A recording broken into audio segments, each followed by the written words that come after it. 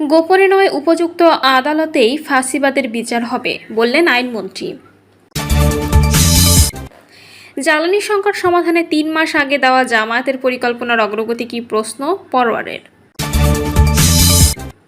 জানাবো কে হচ্ছেন বিএনপির পরবর্তী মহাসচিব, এবং সর্বশেষ জানাবো জনসমক্ষে ডিএফওকে মন্ত্রীর ফোন, ২৪ ঘন্টার মধ্যেই এই ইমরানকে ট্রান্সফার করবেন। দর্শক শুনছিলেন সংবাদ শিরোনাম, এবার জানিয়ে দিব বিস্তারিত সংবাদ। তবে তার আগে অনুরোধ থাকবে ভিডিওটিতে একটি লাইক দিন এবং ভিডিও সম্পর্কে আপনাদের গুরুত্বপূর্ণ মতামত কমেন্ট করে জানিয়ে দিন। গোপনে নয়, উপযুক্ত আদালতেই ফ্যাসিবাদের বিচার হবে, বললেন আইনমন্ত্রী। আইন, বিচার ও সংসদ বিষয়ক মন্ত্রী মোহাম্মদ আসাদুজ্জামান বলেছেন, জুলাই বিপ্লবীদের আত্মত্যাগের বিনিময়ে পাওয়া নতুন বাংলাদেশ নিয়ে ছিনিমিনি খেলার সুযোগ নেই। বাংলাদেশে ফ্যাসিবাদের বিচার হবে, গোপনে নয়, উপযুক্ত আদালতে বিচার হবে, যাতে এই বিচার নিয়ে কেউ প্রশ্ন তুলতে না পারে। সরকারের বিভিন্ন উদ্যোগের কথা তুলে ধরে মন্ত্রী বলেন, এই সরকার ৬ মাসের মধ্যে দেশের মানুষের মধ্যে আস্থা ও ভরসা ফিরিয়ে আনার চেষ্টা করেছে। আমরা বলছি সংকট আছে, যে এই সংকট সমাধানের চেষ্টা করছি। মানুষকে মিথ্যা আশ্বাস আমরা দেই না। ইরান যুদ্ধের প্রসঙ্গ টেনে আইনমন্ত্রী বলেন, পুরো পৃথিবী যখন বিপর্যস্ত, তখন বিশ্বের সব দেশেই তেলের দাম বেড়েছে। আমরা চেষ্টা করেছি সবার শেষে তেলের দাম বাড়াতে। ফ্যামিলি কার্ড প্রসঙ্গে তিনি বলেন, আজকে যারা গুপ্ত সুপ্ত আছে তারা ফ্যামিলি কার্ডের বিপক্ষে ছিলেন। বিএনপি ক্ষমতায় এসে ফ্যামিলি কার্ড চালু করেছে। আগামী ৫ বছর দেশের সব পরিবারের কাছে ফ্যামিলি কার্ড পৌঁছে যাবে। বিএনপি নেতাকর্মীদের বিরুদ্ধে মামলা প্রসঙ্গে আইনমন্ত্রী বলেন, বিএনপি করার অপরাধে ৬০ লাখের বেশি বিএনপি নেতাকর্মীর বিরুদ্ধে মামলা করা হয়েছে। এসব মামলায় এমন ব্যক্তিকেও আসামি করা হয়েছে যিনি ২০ বছর আগেই মারা গেছেন। জ্বালানি সংকট সমাধানে ৩ মাস আগে দেওয়া জামায়াতের পরিকল্পনার অগ্রগতি কি, প্রশ্ন পরোয়ারের।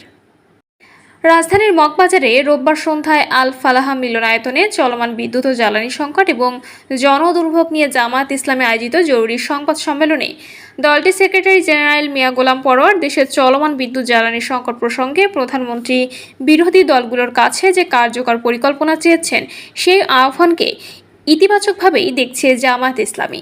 তবে এ ধরনের পরিকল্পনা নিয়ে ৩ মাস আগে সরকারকে দেওয়া হয়েছে, জানিয়ে তার অগ্রগতি জানতে চেয়েছে দলটি। একই সঙ্গে এই সংকট সমাধানের লক্ষ্যে বিরোধী দলীয় নেতার পক্ষ থেকে জরুরি সংসদীয় অধিবেশন আহ্বানে যে দাবি জানানো হয়েছে, সে বিষয়ে এখন আশানুরূপ সাড়া পাওয়া যায়নি বলে মন্তব্য করেছেন জামায়াত ইসলামী। এ সময় লিখিত বক্তব্যে তিনি আরও বলেন, গত ২১শে মে জাতীয় সংসদের জ্বালানি সংকটক্রান্ত বিশেষ কমিটিতে বিরোধী দলের সদস্যরা লিখিতভাবে ১০ দফা সুপারিশ জমা দিয়েছিলেন। ওই কমিটিতে বিরোধী দলের ৫ জন সদস্য ছিলেন, যাদের মধ্যে জামায়াত ইসলামী ৩ জন সদস্য ছিলেন।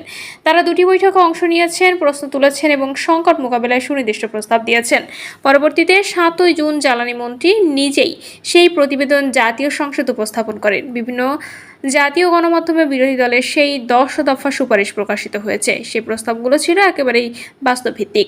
দেশীয় গ্যাস উৎপাদন বাড়াতে বিদ্যমান কূপে ওয়ার্কড ওভার, ভোলা, জামালপুর ও জকিগঞ্জের গ্যাসকে জাতীয় ব্যবস্থার সঙ্গে যুক্ত করার উদ্যোগ, স্থলভাগ ও সমুদ্রভাগে অনুসন্ধান জোরদার, স্থাপিত এসপিএম দ্রুত চালু করা, ডিপো থেকে গ্রাহক পর্যায় পর্যন্ত ডিজিটাল মনিটরিং, কার্যকর নেট মিটারিংয়ের মাধ্যমে রুফটপ সোলার সম্প্রসারণ এবং ভবিষ্যৎ বিদ্যুৎ ও জ্বালানি চাহিদা নিরূপণে রাজনৈতিক প্রভাবমুক্ত স্বাধীন বিশেষজ্ঞদের সম্পৃক্ত করা। তিনি বলেন, সুতরাং আজকের মূল প্রশ্নটি পরিকল্পনা আছে কি নেই সেটি নয়।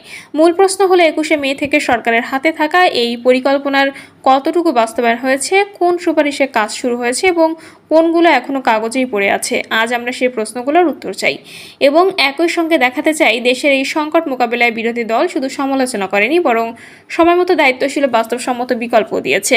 গত ১৪ই আগস্ট জামায়াতের আমির ও বিরোধী দলীয় নেতা ডক্টর শফিকুর রহমান এমপি ও সংকট নিরসনে জাতীয় সংসদের জরুরি অধিবেশন আহ্বান করতে রাষ্ট্রপতির কাছে চিঠি দিয়েছেন, যার কপি প্রধানমন্ত্রীর কার্যালয়ে দেওয়া হয়েছে। গোলাম পরোয়ার বলেন, গত ৮ই আগস্টে জামায়াতের পক্ষ থেকে সংবাদ সম্মেলনের মাধ্যমে বিদ্যমান সংকট নিরসনের সুনির্দিষ্ট প্রস্তাব সম্বলিত বক্তব্য পেশ করেছিলেন। সেই ১০ দফায় আমরা বলেছিলাম, দেশীয় গ্যাস উৎপাদন বাড়াতে হবে, দ্রুত ফলদায়ক কূপগুলোতে ওয়ার্কওভার করতে হবে, ভোলা জামালপুরে যোগীগঞ্জের গ্যাস অবকাঠামো উন্নত করতে হবে। স্থল ও সমুদ্র ভাগে নতুন অনুসন্ধান বাড়াতে হবে। বাবেকচের সক্ষমতা শক্তিশালী করতে হবে। তিনি বলেন, আমরা সিঙ্গেল পয়েন্ট মুরিং দ্রুত কার্যকর করার কথা বলেছি। জ্বালানি সরবরাহ ব্যবস্থায় ডিজিটাল পর্যবেক্ষণের কথা বলেছি। সৌর বিদ্যুৎ বাড়ানোর কথা বলেছি। ভবিষ্যতের বিদ্যুৎ ও জ্বালানি চাহিদা নির্ধারণের রাজনৈতিক প্রভাবমুক্ত স্বাধীন বিশেষজ্ঞদের নিয়ে সমীক্ষার প্রস্তাব দিয়েছি।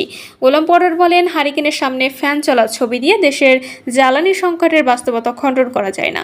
প্রধানমন্ত্রী একটি প্রতিবাদের ছবি নিয়ে কথা বলেছেন। সামনে হারিকেন, পেছনে ফ্যান। এটিকে তিনি হঠকারিতার উদাহরণ হিসেবে উল্লেখ করেছেন। আমরা মনে করি একটি নির্দিষ্ট মুহূর্তে একটি জায়গায় ফ্যান চলছিল কি চলছিল না, এটি দেশের গ্যাস ও বিদ্যুৎ পরিস্থিতি মূল্যায়নের মানদণ্ড হতে পারে না। হারিকেন একটি রাজনৈতিক প্রতিবাদের প্রতীক হতে পারে, তার জবাব হওয়া উচিত তথ্য দিয়ে। কে হচ্ছেন বিএনপির পরবর্তী মহাসচিব? বিএনপি সরকার ক্ষমতায় আসার পর রাষ্ট্রপতি হিসেবে কাকে বেছে নেওয়া হবে তা নিয়ে গত কয়েক মাস ধরে নানা আলোচনা ছিল। 13ই আগস্ট দলটির মহাসচিব মির্জা ফখরুল ইসলাম আলমগীরকে রাষ্ট্রপতি প্রার্থী ঘোষণা করা হয়েছে। ফলে তার মহাসচিবের পদটিও শিগগিরই শূন্য হতে যাচ্ছে। জাতীয় সংসদে বিএনপির সংখ্যাগরিষ্ঠতা থাকায় রাষ্ট্রপতি পদে মির্জা ফখরুল ইসলাম আলমগীরের নির্বাচিত হওয়া প্রায় নিশ্চিত বলে মনে করা হচ্ছে। এ কারণে তার ছেড়ে দেওয়া পদে আগামীতে কে বিএনপির মহাসচিব হবেন তা নিয়েও দলের ভেতরে আলোচনা শুরু হয়েছে। প্রথমে ভারপ্রাপ্ত এবং পরে কাউন্সিলের মাধ্যমে মহাসচিব নির্বাচিত হয়ে প্রায় 16 বছর ধরে দলের দ্বিতীয় সর্বোচ্চ এই পদে দায়িত্ব পালন করেছেন বর্ষিয়ান এই নেতা। তার জায়গায় কে আসছেন তা নিয়ে দলের ভেতরেও বিভিন্ন গণমাধ্যমে কয়েকজন নেতার নাম আলোচনায় এসেছে। বিএনপির গঠনতন্ত্র অনুযায়ী জাতীয় কাউন্সিলের মাধ্যমে দলের মহাসচিব নির্বাচিত হন। এর আগে প্রয়োজন হলে কাউকে ভারপ্রাপ্ত মহাসচিবের দায়িত্ব দেওয়া যেতে পারে। দলটির একাধিক নেতা জানিয়েছেন, প্রাথমিকভাবে এই দায়িত্ব পাওয়ার সম্ভাবনা সবচেয়ে বেশি সিনিয়র যুগ্ম মহাসচিব রুহুল কবির রিজভীর। বিএনপির স্থায়ী কমিটির সদস্য সেলিমা রহমান বলেছেন, গঠনতন্ত্র অনুযায়ী সিনিয়র যুগ্ম মহাসচিব রুহুল কবির রিজভীরই দলের ভারপ্রাপ্ত মহাসচিব হবেন। তবে মির্জা ফখরুল ইসলাম আলমগীরের স্তরে ভারপ্রাপ্ত মহাসচিব হিসেবে রিজভীর বিষয়টি দলের পক্ষ থেকে নিশ্চিত করা হলেও পূর্ণাঙ্গ দায়িত্ব পাওয়ার বিষয়টি এখনো নিশ্চিত করে বলতে পারেনি কেউ। রিজভীর পাশাপাশি স্থায়ী কমিটির সদস্য স্বরাষ্ট্রমন্ত্রী সালাউদ্দিন আহমেদ এবং যুগ্ম মহাসচিব শহীদ উদ্দিন চৌধুরী আনি ও হাবিবুন নবী খান সোহেলের নামও বিভিন্ন গণমাধ্যমে সম্ভাব্য হিসেবে এসেছে। বিএনপির সূত্রগুলো বলছে, বিএনপির জাতীয় কাউন্সিলে কিংবা সেই সময় পূর্ণাঙ্গভাবে কাউকে মহাসচিবের দায়িত্বে দেওয়া হতে পারে। তবে তার আগে ভারপ্রাপ্ত মহাসচিব হিসেবে রিজভী দায়িত্ব পালন করতে পারেন। এ বিষয়ে রুহুল কবির রিজভী বলেন, আনুষ্ঠানিক ঘোষণা এখনো আসেনি। পার্টি যেটা সিদ্ধান্ত নেবে সেটার জন্য অপেক্ষা করে আছি। মির্জা ফখরুলের আগে খন্দকার দেলোয়ার হোসেন মহাসচিব থাকাকালে 2011 সালে তার মৃত্যুর পর তৎকালীন সিনিয়র যুগ্ম মহাসচিব মির্জা ফখরুল ইসলাম আলমগীরকে ভারপ্রাপ্ত মহাসচিব করা হয়েছে। পরে 2016 সালে জাতীয় কাউন্সিলে তিনি পূর্ণাঙ্গ মহাসচিব নির্বাচিত হন। একই ধরনের প্রক্রিয়া এবারও হতে পারে বলে দলীয় সূত্রে জানা যায়। তবে পূর্ণাঙ্গ মহাসচিব হিসেবে শেষ পর্যন্ত কে দায়িত্ব পাবেন তা নিয়ে এখনও সিদ্ধান্ত হয়নি। দলীয় নেতারা জানিয়েছেন, এসব নাম নিয়ে এখনও বিএনপির নীতি নির্ধারণী পর্যায়ে আনুষ্ঠানিক আলোচনা হয়নি।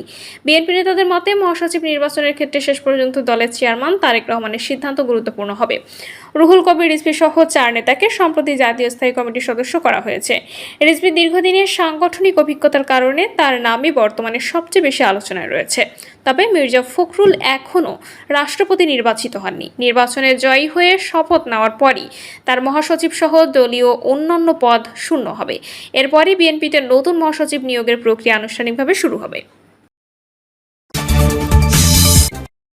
জনসমক্ষে ডিএফওকে মন্ত্রীর ফোন, 24 ঘন্টার মধ্যে এই ইমরানকে ট্রান্সফার করবেন।